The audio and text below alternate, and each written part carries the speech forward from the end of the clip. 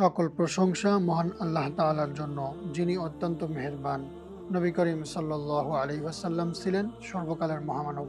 এই পৃথিবীতে যত নবী রাসূল আগমন করেছেন, তারা একটি নির্দিষ্ট জাতি বা গোত্রকে হেদায়েতের জন্য আগমন করেছেন। কিন্তু আমাদের নবী মুহাম্মদ সাল্লাল্লাহু আলাইহি ওয়াসাল্লামকে সমগ্র জিন ও মানব জাতির হেদায়েতের জন্য মহান আল্লাহ তাআলা এই দুনিয়াতে পাঠিয়েছেন। নবী করিম সাল্লাল্লাহু আলাইহি ওয়াসাল্লাম মাঝে মধ্যেই তার সাহাবীদের কাছে অনেক শিক্ষামূলক গল্প বলতেন এবং তিনি তার উম্মতকে এই সমস্ত গল্প বলার অনুমতি দিয়েছেন। আব্দুল্লাহ ইবনে আমর রাদিয়াল্লাহু আনহু থেকে বর্ণিত, নবী করিম সাল্লাল্লাহু আলাইহি ওয়াসাল্লাম বলেছেন, জ্ঞানের আলো মানুষের মধ্যে ছড়িয়ে দাও, যদি সেটা একটি আয়াত হয়।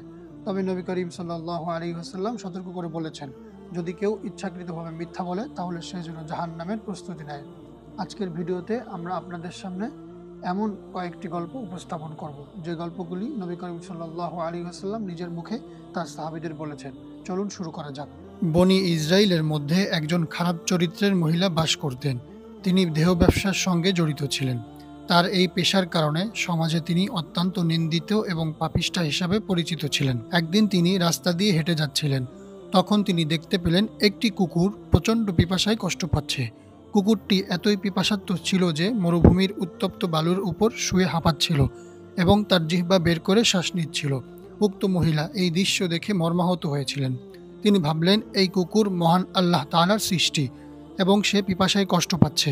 তিনি তার হৃদয়ে দয়া অনুভব করলেন এবং সিদ্ধান্ত নিলেন তিনি এই কুকুরটিকে পানি পান করাবেন।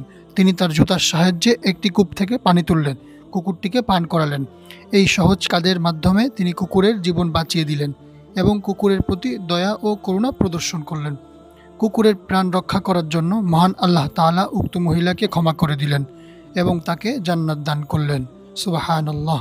সহিহ বুখারী হাদিস নম্বর 3467 এবং সহিহ মুসলিম হাদিস নম্বর 2245। এই গল্প থেকে আমরা শিখতে পারি, মহান আল্লাহ তাআলার কাছে ছোট্ট নেক আমলও খুব মূল্যবান। এমনকি একটি তুচ্ছ পশুর প্রতিও দয়া দেখানো মহান আল্লাহ তাআলার কাছে গ্রহণযোগ্য এবং এর জন্য তিনি বড় পুরস্কার দান করতে পারেন।